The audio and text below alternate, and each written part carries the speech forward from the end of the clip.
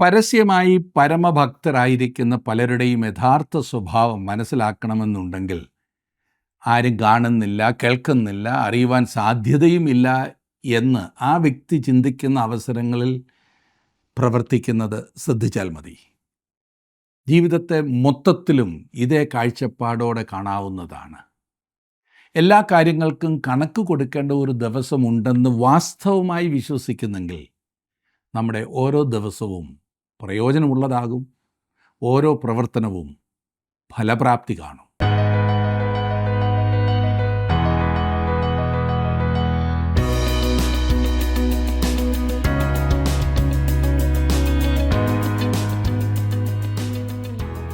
ജീവസന്ദേശത്തിൻ്റെ എല്ലാ പ്രേക്ഷകർക്കും ഞങ്ങളുടെ സ്നേഹവന്ദനം. ക്രിസ്തുവിൻ്റെ പ്രത്യക്ഷതയിലാകുന്നു ക്രിസ്തു വിശ്വാസികളുടെ യഥാർത്ഥ മുഖം നാം ദർശിക്കുവാൻ പോകുന്നത്. മനുഷ്യരുടെ പ്രശംസയ്ക്ക് വേണ്ടിയല്ല, ദൈവത്തിൻ്റെ പ്രശംസയ്ക്ക് വേണ്ടി ജീവിതം നയിക്കുവാൻ ഒരു ഭക്തനെ പ്രാപ്തനാക്കുന്നത് ഈ പ്രത്യാശയാകുന്നു. തെസ്സലോനിക്കർക്ക് എഴുതിയ 1-ാം ലേഖനം 3-ാം അധ്യായം 9 മുതൽ 4-ാം അധ്യായത്തിൻ്റെ 2 വരെയുള്ള വാക്യങ്ങൾ.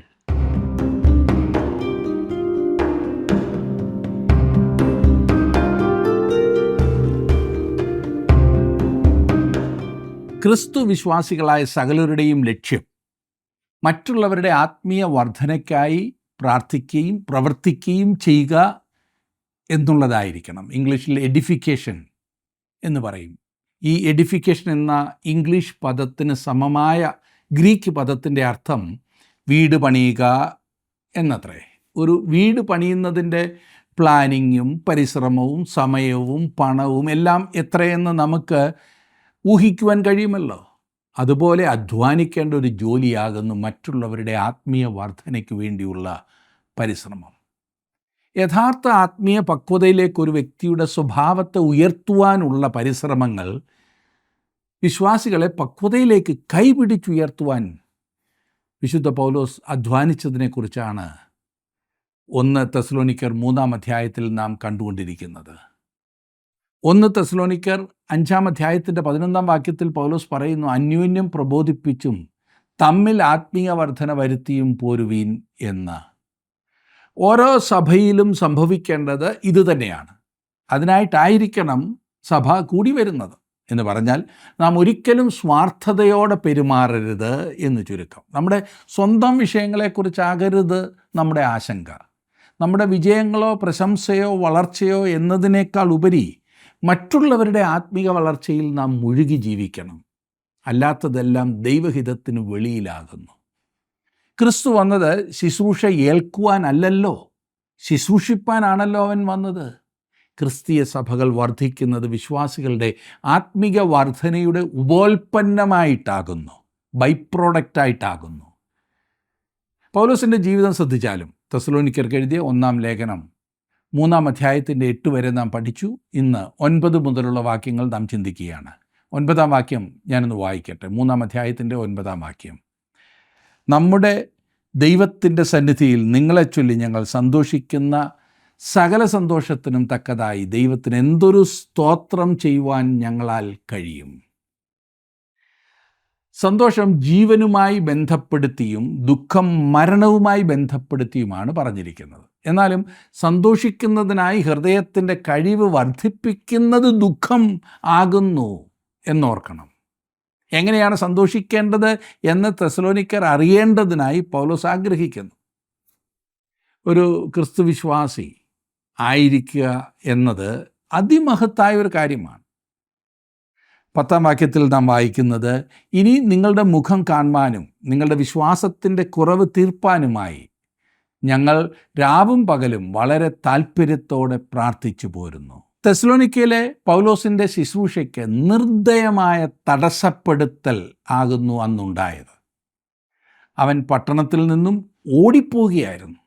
വചനം പഠിപ്പിക്കുന്ന ആ ജോലി തുടരുവാൻ, വീണ്ടും പട്ടണത്തിലേക്ക് വരുവാൻ പൗലോസ് ഏറെ ആഗ്രഹിച്ചു. ദൈവവചനം പഠിപ്പിക്കുവാനായിരുന്നു പൗലോസിന് താല്പര്യം. 11-ാം വാക്യത്തിൽ നാം കാണുന്നു, നമ്മുടെ ദൈവവും പിതാവുമായവനും നമ്മുടെ കർത്താവായ യേശുവും ഞങ്ങൾ നിങ്ങളുടെ അടുക്കൽ വരുവാൻ വഴി നിരത്തി തരുമാറാകട്ടെ. അവരുടെ അടുത്തേക്ക് വീണ്ടും ചെല്ലുവാനുള്ള അവസരത്തിനായി പൗലോസ് എത്രമാത്രം ആഗ്രഹിച്ചു എന്ന് ഈ വാക്യങ്ങൾ വ്യക്തമാക്കുന്നു. അതെ, 3-ാം അധ്യായത്തിൻ്റെ ഒടുവിലത്തെ 2 വാക്യങ്ങൾ കൂടി നമുക്ക് നോക്കാം. എന്നാൽ ഞങ്ങൾക്ക് നിങ്ങളോടുള്ള സ്നേഹം വർദ്ധിക്കുന്നത് പോലെ കർത്താവ് നിങ്ങൾക്ക് തമ്മിലും എല്ലാവരോടുമുള്ള സ്നേഹം വർദ്ധിപ്പിച്ച് കവിയുമാറാക്കുകയും ഇങ്ങനെ നമ്മുടെ കർത്താവായ യേശു തൻ്റെ സകല വിശുദ്ധന്മാരുമായി വരുന്ന പ്രത്യക്ഷതയിൽ നമ്മുടെ ദൈവവും പിതാവുമായവൻ്റെ മുമ്പാകെ വിശുദ്ധീകരണത്തിൽ അനന്യരായി വെളിപ്പെടും വണ്ണം നിങ്ങളുടെ ഹൃദയങ്ങളെ സ്ഥിരപ്പെടുത്തുകയും ചെയ്യുമാറാകട്ടെ. സ്നേഹം വർദ്ധിച്ച് കവിയുമാറാക്കുക. സ്നേഹം എന്നുള്ളത് ഗ്രീക്കിലെ അഗാപ്പെ എന്ന പദമാകുന്നു. ഈ ലേഖനത്തിൽ സ്നേഹം പ്രവർത്തനത്തിൽ മാത്രം കാണപ്പെടുന്ന ഒന്നാണ്. സ്നേഹപ്രയത്നത്തെക്കുറിച്ച് നാം വായിച്ചു പഠിച്ചല്ലോ. ഇവിടെ ഒരു ഇഷ്ടം തോന്നുന്ന അവസ്ഥയല്ല, ആരോടെങ്കിലും ഇഷ്ടം തോന്നുന്ന അവസ്ഥയല്ല, ഒരു പ്രീതി തോന്നുന്ന അവസ്ഥയല്ല, പിന്നെയോ മറ്റൊരാളുടെ നന്മ മാത്രം അന്വേഷിക്കുന്ന വലിയ താല്പര്യം. ഏത് വിധേനയും മറ്റൊരാളുടെ നന്മയ്ക്ക് വേണ്ടി പ്രവർത്തിക്കുക. സ്നേഹത്തിന് ഒരു ഉദ്ദേശമുണ്ട്. അതൊരു വികാരം എന്നതിനേക്കാൾ കൂടുതലാണ്. വികാരമെന്ന് പറയുമ്പോൾ നമുക്കിഷ്ടപ്പെടുന്നതിനെ നമുക്ക് സ്നേഹിക്കും. എന്നാൽ സ്നേഹം അങ്ങനെയല്ല. വിശുദ്ധീകരണത്തിൽ അനന്യരായി വെളിപ്പെടും വണ്ണം നിങ്ങളുടെ ഹൃദയങ്ങളെ സ്ഥിരപ്പെടുത്തുകയും ചെയ്യുമാറാകട്ടെ എന്ന് പൗലോസ് പറയുന്നു. അന്യോന്യമുള്ള അവരുടെ സ്നേഹത്തിൻ്റെ ആഗ്രഹിക്കുന്ന അന്തം അവർ വിശുദ്ധിയുടെ ഒരു സ്വഭാവം ഉണ്ടാക്കിയെടുക്കും എന്നതത്രേ. ഒരു ദൈവ പൈതലായി എന്ന കാരണത്താൽ താങ്കളെ കോടതിയിൽ കയറ്റി വിസ്തരിച്ചെന്നാൽ താങ്കളെ ആ കാര്യത്തിൽ കുറ്റക്കാരനെന്ന് തെളിയിക്കുവാൻ ആവശ്യമായ തെളിവുകൾ ഉണ്ടാകുമോ സുഹൃത്തെ? ഒരു ദിവസം നാം ദൈവത്തിൻ്റെ മുമ്പാകെ പ്രത്യക്ഷപ്പെടുവാൻ പോവുകയാണ്. അന്ന് അവൻ നമ്മുടെ പ്രവർത്തനങ്ങളെ ന്യായം വിധിക്കും. ഇത് താങ്കളെ ഭയപ്പെടുത്തിയെന്ന് വന്നേക്കാം. എന്നാൽ ക്രിസ്തു വിശ്വാസികൾ എന്ന നിലയിൽ അവൻ നമ്മുടെ സ്വഭാവത്തെയും ന്യായം വിധിച്ച് നമുക്ക് ഏത് പ്രതിഫലമാണ് ലഭിക്കേണ്ടത് എന്ന് തീരുമാനിക്കുവാൻ പോകുകയാണ്. എന്നെ ശ്രദ്ധിക്കുന്ന പ്രിയ സുഹൃത്തെ, ഇന്ന് താങ്കൾ എപ്രകാരത്തിലുള്ള ഒരു ജീവിതമാണ് ജീവിക്കുന്നത്? നമ്മുടെ കർത്താവായ യേശു തൻ്റെ സകല വിശുദ്ധന്മാരുമായി വരുന്ന പ്രത്യക്ഷതയിൽ എന്ന് വായിച്ചല്ലോ. കർത്താവ് രാജ്യം സ്ഥാപിക്കുവാനായി ഈ ഭൂമിയിലേക്ക് വരുമ്പോൾ വിശുദ്ധന്മാർ ക്രിസ്തുവിനോടൊപ്പം വരുമെന്നാണ് ഈ വാക്യത്തിൽ പറയുന്നതെന്നാണ് മിക്കവാറും വേദപണ്ഡിതന്മാർ വിശ്വസിക്കുന്നത്. തൻ്റെ രാജ്യം സ്ഥാപിക്കുവാനായി കർത്താവ് ഭൂമിയിൽ വരുന്നതുവരെ അവൻ അവർക്ക് പ്രതിഫലം നൽകുകയില്ല എന്നും ഈ വാക്യം സൂചിപ്പിക്കുന്നു എന്ന് നാം ഓർക്കണം. എന്നിട്ടും നമ്മിൽ അനേകരും വിശ്വസിക്കുന്നത് വിശ്വാസികൾ ഈ പറഞ്ഞതിന് മുമ്പ് ക്രിസ്തുവിൻ്റെ ന്യായാസനത്തിന് മുൻപിൽ വരുമെന്നാണ്. അതായത് നാം വിശ്വസിക്കുന്നത് അവൻ സഭയെ ഈ ലോകത്തിൽ നിന്നും എടുത്തുകൊള്ളപ്പെടുമ്പോൾ ലോകം മഹാപീഡനകാലത്തേക്ക് പ്രവേശിക്കുകയും മഹാപീഡനകാലത്തിൻ്റെ അവസാനം ക്രിസ്തു തൻ്റെ രാജ്യം സ്ഥാപിക്കുവാനായി ഭൂമിയിലേക്ക് വരികയും ചെയ്യുമെന്നാണ്. അങ്ങനെ വരുമ്പോൾ സ്വാഭാവികമായി ഉയരാവുന്ന ചോദ്യം എന്തെന്നാൽ അവൻ നമ്മെ വിശുദ്ധീകരണത്തിൽ അനന്യരായി പിതാവിൻ്റെ മുമ്പാകെ നൽകുന്നത് എന്നത്രേ. അവൻ സഭയെ ലോകത്തിൽ നിന്നും എടുക്കുമ്പോഴാണോ അതോ തൻ്റെ രാജ്യം സ്ഥാപിക്കുവാനായി കർത്താവ് ഭൂമിയിലേക്ക് വരുന്ന സമയത്താണോ അത്? അതിനുള്ള ഉത്തരം ഈ വാക്യത്തിൽ ഉപയോഗിച്ചിരിക്കുന്ന നമ്മുടെ കർത്താവായ യേശു തൻ്റെ സകല വിശുദ്ധന്മാരുമായി വരുന്ന പ്രത്യക്ഷതയിൽ എന്ന പ്രയോഗം നാം മനസ്സിലാക്കിയതുപോലെ ഇരിക്കും. വരുന്നു അല്ലെങ്കിൽ പ്രത്യക്ഷപ്പെടുന്നു എന്നുള്ളതിന് വ്യത്യസ്തങ്ങളായ ഗ്രീക്ക് പദങ്ങളാണ് പൗലോസ് ഉപയോഗിച്ചിരിക്കുന്നത്.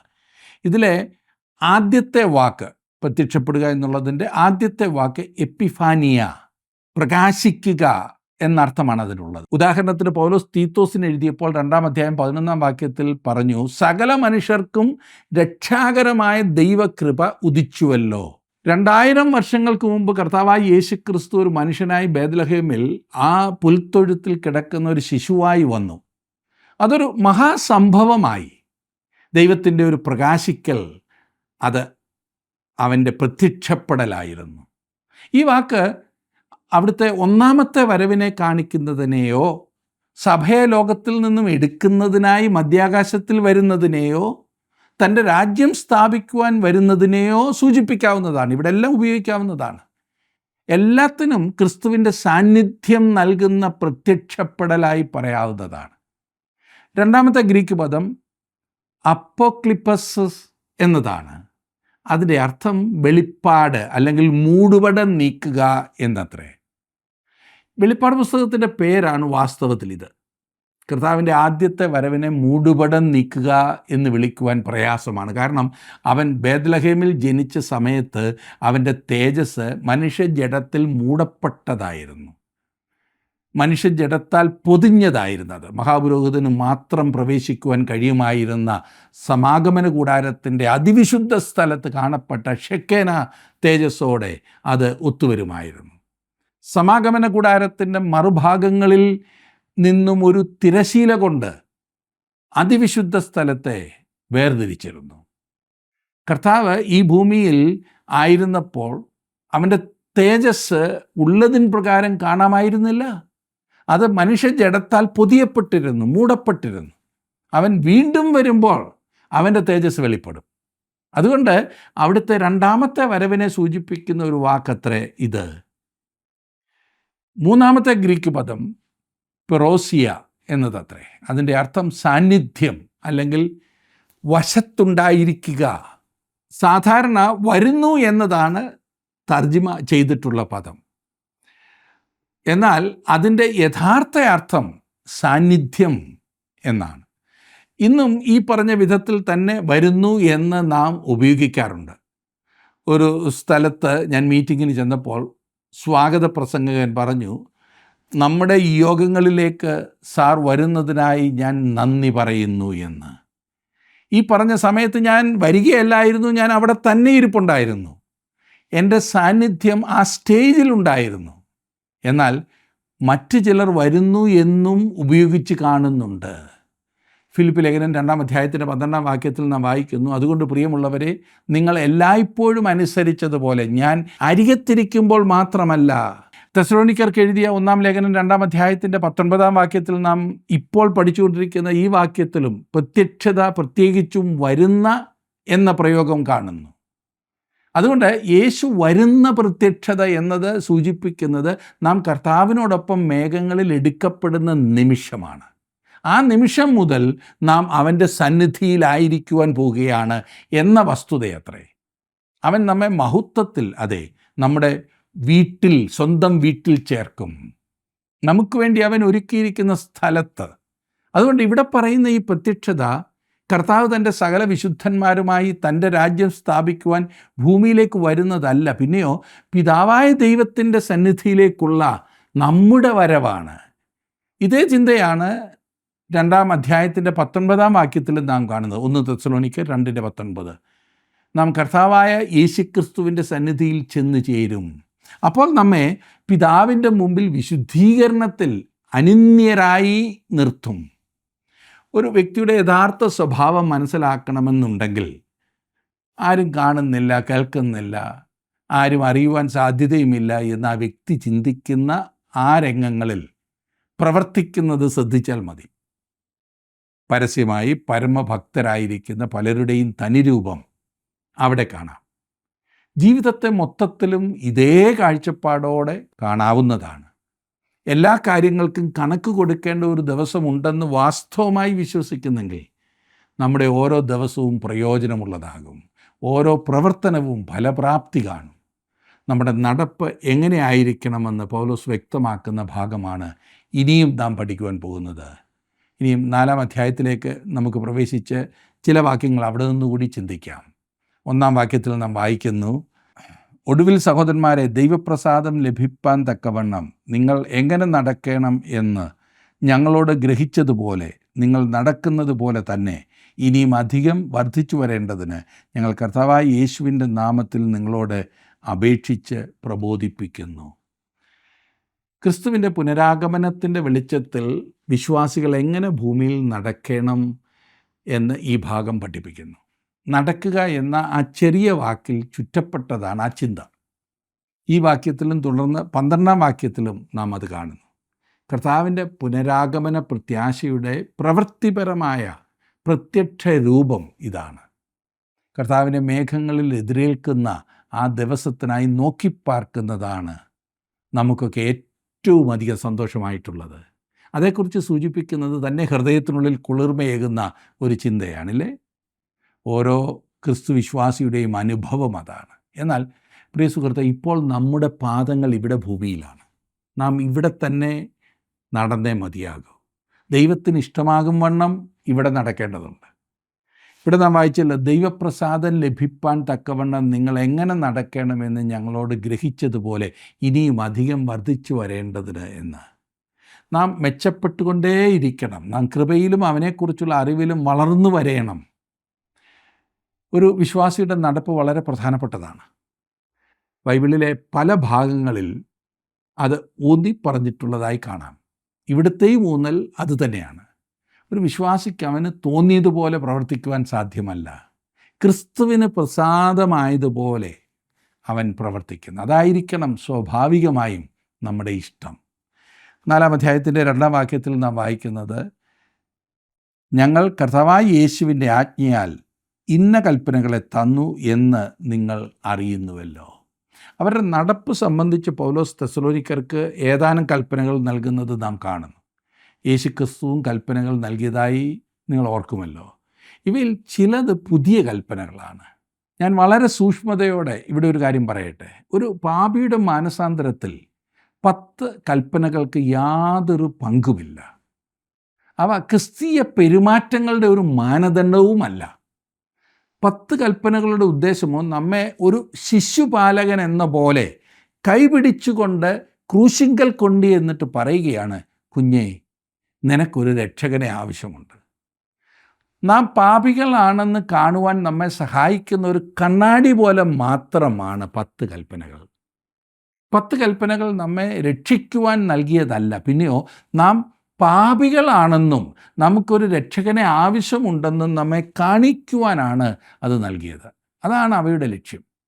എന്നിരുന്നാലും 10 കൽപ്പനയേക്കാൾ ഉന്നതമായ നിലവാരം പുലർത്തുന്ന കൽപ്പനകൾ ക്രിസ്തു വിശ്വാസികൾക്കായി നൽകിയിട്ടുണ്ട്. ക്രിസ്തീയ ജീവിതത്തിൻ്റെ മാനദണ്ഡവും ഈ കൽപ്പനകളിൽ വ്യക്തമാക്കിയിട്ടുണ്ട്. ഈ ലേഖനത്തിൽ തന്നെ 5-ാം അധ്യായത്തിൽ വിശ്വാസികളോടുള്ള 22 കൽപ്പനകൾ നൽകിയിരിക്കുന്നതായി നാം കാണുവാൻ പോവുകയാണ്. 22 കൽപ്പനകൾ, 10ഉം 12ഉം ഒന്നുമല്ല, 22. ഇപ്പോൾ നിങ്ങളുടെ മനസ്സിൽ സ്വാഭാവികമായി ഉയർന്നു വരാവുന്ന ഒരു ചോദ്യം എന്തെന്നാൽ, 10 കൽപ്പനകൾ പാലിക്കാൻ കഴിയാത്ത മനുഷ്യന് അതിനേക്കാൾ ഉന്നതമായ വലിയ കൽപ്പനകൾ എങ്ങനെ പാലിക്കാൻ സാധിക്കുമെന്നുള്ളതാണ്. 10 കൽപ്പനകളോ ന്യായപ്രമാണമോ അനുസരിക്കുവാൻ മനുഷ്യന് കഴിഞ്ഞിരുന്നില്ല എന്ന് ബൈബിൾ വ്യക്തമാക്കുന്നു. ഇസ്രായേൽ ജനം ഈ കൽപ്പനകൾ ലംഘിച്ചു എന്ന് ശിമോൻ പത്രോസ് സമ്മതിക്കുന്നതായി അപ്പോസ്തലപ്രവൃത്തികളുടെ പുസ്തകം 15-ാം അധ്യായത്തിൻ്റെ 7-ാം വാക്യത്തിലും 10-ാം വാക്യത്തിലും 11-ാം വാക്യങ്ങളിലും നാം കാണുന്നുണ്ട്. അവിടെ നാം വായിക്കുന്നത് അപ്പോസ്തലപ്രവൃത്തികളുടെ പുസ്തകം 15-ാം അധ്യായത്തിൻ്റെ 7-ാം വാക്യത്തിൽ, സഹോദരന്മാരെ, കുറേ നാൾ മുൻപേ ദൈവം നിങ്ങളിൽ വെച്ച് ഞാൻ മുഖാന്തരം ജാതികൾ സുവിശേഷ വചനം കേട്ട് വിശ്വസിക്കണമെന്ന് നിശ്ചയിച്ചത് നിങ്ങൾ അറിയുന്നുവല്ലോ. ആകയാൽ നമ്മുടെ പിതാക്കന്മാർക്കും നമുക്കും ചുമപ്പാൻ കഴിഞ്ഞിട്ടില്ലാത്ത നുകം ശിഷ്യന്മാരുടെ കഴുത്തിൽ വെപ്പാൻ നിങ്ങൾ ഇപ്പോൾ ദൈവത്തെ പരീക്ഷിക്കുന്നതെന്ത്? കർത്താവായ യേശുവിൻ്റെ കൃപയാൽ രക്ഷ പ്രാപിക്കുമെന്ന് നാം വിശ്വസിക്കുന്നത് പോലെ അവരും വിശ്വസിക്കുന്നു. 10 കൽപ്പനകൾ അനുസരിക്കുവാൻ മനുഷ്യന് കഴിയില്ല എങ്കിൽ അതിനേക്കാൾ ഉയർന്ന ക്രിസ്തീയ പെരുമാറ്റത്തിൻ്റെ കൽപ്പനകൾ അനുസരിക്കുവാൻ എങ്ങനെ കഴിയും? മനുഷ്യന് തന്നെ കൊണ്ട് തന്നെ അത് ചെയ്യുവാൻ സാധ്യമല്ല.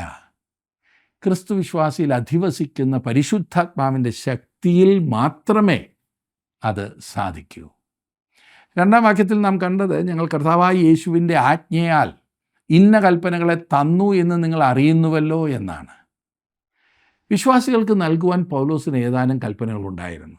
നാം നിയമമൊന്നുമില്ലാത്തവരല്ല, അഴിച്ചു വിട്ടിരിക്കുന്നവരല്ല, കയറൂരി വിട്ടിരിക്കുകയല്ല. നാം നമ്മെ തന്നെ ശിക്ഷണത്തിൽ കൊണ്ടുവരണം. നാം ക്രിസ്തുവിനോടുള്ള അനുസരണത്തിലായിരിക്കണം. അതൊരു സ്നേഹബന്ധമായിരിക്കണം. നാം സ്നേഹത്തിൽ പ്രചോദിതരായി മുമ്പോട്ട് പോകണം. കർത്താവായ യേശു പറഞ്ഞത് യോഹന്നാൻ്റെ സുവിശേഷം 14-ാം അധ്യായത്തിൻ്റെ 15-ാം വാക്യത്തിൽ, നിങ്ങൾ എന്നെ സ്നേഹിക്കുന്നുവെങ്കിൽ എൻ്റെ കൽപ്പനകളെ കാക്കുന്നു എന്നാണ്. അവൻ്റെ കൽപ്പനകളെ അനുസരിക്കാൻ വിളിക്കപ്പെട്ടവരാണ് നാം. ഈ കൽപ്പനകൾ നാം അനുസരിക്കുന്നുണ്ടോ എന്ന് നാം നമ്മെ തന്നെ സ്വയപരിശോധന ചെയ്യേണ്ടതായിട്ടുണ്ട്. അവൻ്റെ കൽപ്പനകൾ ഭാരമുള്ളവയല്ല. അവനെ സ്നേഹിക്കുമ്പോൾ ഈ കൽപ്പനകൾ അനുസരിക്കുന്നത് നമുക്ക് വലിയ സന്തോഷമാകും. അങ്ങനെയാണല്ലോ ബന്ധത്തിൻ്റെ ഇരിപ്പ്. നാം ആരെങ്കിലും സ്നേഹിക്കുന്നുവെങ്കിൽ ആളിനു വേണ്ടി എന്തും ചെയ്യുവാൻ നമുക്ക് നല്ല സന്തോഷമേ ഉണ്ടാകൂ. അതേ അനുഭവമാണ് നമുക്ക് ക്രിസ്തുവിലൂടെ ഇവിടെ ലഭിക്കുന്നത്. എന്നെ ശ്രദ്ധിക്കുന്ന താങ്കളുടെ ജീവിതത്തിൽ അപ്രകാരം ക്രിസ്തുവിനെ സ്നേഹിക്കുവാനും അവൻ്റെ ഇഷ്ടം പ്രവർത്തിപ്പാനും സാധിക്കുന്നുണ്ട് എന്ന് ഞാൻ വിശ്വസിക്കട്ടെ. അതിനായി നമ്മെ സഹായിക്കുന്നത് ദൈവത്തിൻ്റെ പരിശുദ്ധാത്മാവാണ്.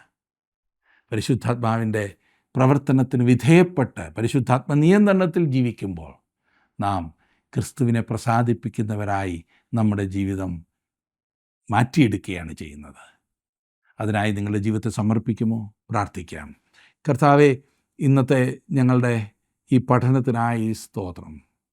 ഞങ്ങൾ അവിടുത്തെ വചനത്തിൽ നിന്ന് കേട്ടതായ അനുഗ്രഹീത കാര്യങ്ങൾ ഞങ്ങളുടെ ജീവിതത്തിൽ അർത്ഥവത്തായി പ്രാവർത്തികമാക്കുവാൻ അവിടെ ഞങ്ങളെ സഹായിക്കണമേ. തെസ്സലോനിക്കയിലെ വിശ്വാസികളോട് അവർ ക്രിസ്തുവിൽ എങ്ങനെ ആയിരിക്കണമെന്ന് പൗലോസ് ഓർപ്പിച്ചതുപോലെ ഇന്നും ഞങ്ങളോട് നീ ഓർപ്പിക്കുന്നതിനായി സ്തോത്രം. ഇന്ന് വചനം കേട്ട എല്ലാവരെയും അവിടുന്ന് അനുഗ്രഹിക്കണമേ. കുടുംബങ്ങളായി, വ്യക്തികളായി, സഭകളായി, സമൂഹങ്ങളായി ദൈവത്തെ അറിഞ്ഞും ദൈവത്തെ അനുസരിച്ചും മുൻപോട്ട് പോകുവാൻ നിൻ്റെ കുഞ്ഞുങ്ങളെ സഹായിക്കണമേ. നീ വചനം കേൾക്കുന്ന ആരെങ്കിലും കർത്താവെ ഭാരത്തിലും പ്രയാസത്തിലും രോഗത്തിലും ദുഃഖത്തിലുമായിരിക്കുന്നെങ്കിൽ നിൻ്റെ കുഞ്ഞുങ്ങളെ നീ ആശ്വസിപ്പിക്കണമേ. നീ അവരെ തൊട്ട് സൗഖ്യമാക്കണമേ. പ്രയോജനമുള്ളവരായി മുൻപോട്ട് പോകാൻ അവരെ സഹായിക്കണമേ. തന്ന നല്ല വചനത്തിനായി സ്തോത്രം. അനുസരിച്ച് മുൻപോട്ട് പോകാൻ ഞങ്ങളെ ശക്തീകരിച്ചാട്ടെ. യേശു ക്രിസ്തുവിൻ്റെ നാമത്തിൽ തന്നെ ആമേൻ. ദൈവം നിങ്ങളെ സമൃദ്ധിയായിട്ട് അനുഗ്രഹിക്കട്ടെ. നമുക്ക് വീണ്ടും കാണാം.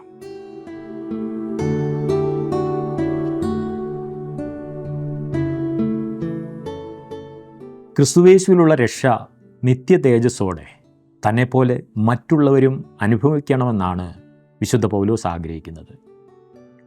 വെളിപ്പെടുവാനുള്ള തേജസ് വിചാരിച്ചാൽ ഈ ലോകത്തിലെ കഷ്ടങ്ങൾ സാരമില്ല എന്ന് താൻ ജനത്തെ പഠിപ്പിച്ചു. ക്രിസ്തുയേശു നിമിത്തമുള്ള കഷ്ടങ്ങളിൽ സന്തോഷിക്കുവാൻ കർത്താവ് നമ്മെ സഹായിക്കട്ടെ.